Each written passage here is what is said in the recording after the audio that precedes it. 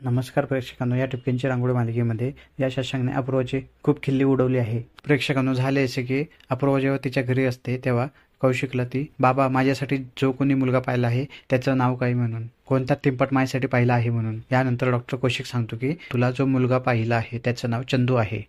काय चंदू, असं काय नाव असतं का, असं अपूर्वा बोलते. यानंतर कौशिक बोलतो की चंदू कुमार काटोळे. हे नाव ऐकून अंजली वर्तक सोबत अपूर्वाला सुद्धा खूप धक्का बसतो.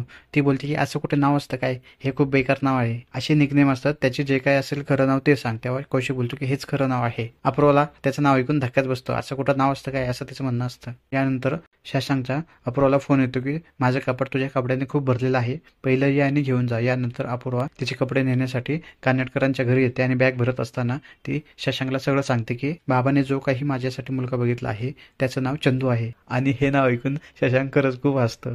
हे असलं कसलं डाऊन मार्केट नाव, हे काय नाव असतं का. तेव्हा अपूर्वा खूप भडकते. हो, हे खूप छान नाव आहे, खूप चांगलं नाव आहे, शेक्सपियर सांगून गेलाय की नावात काय असतं.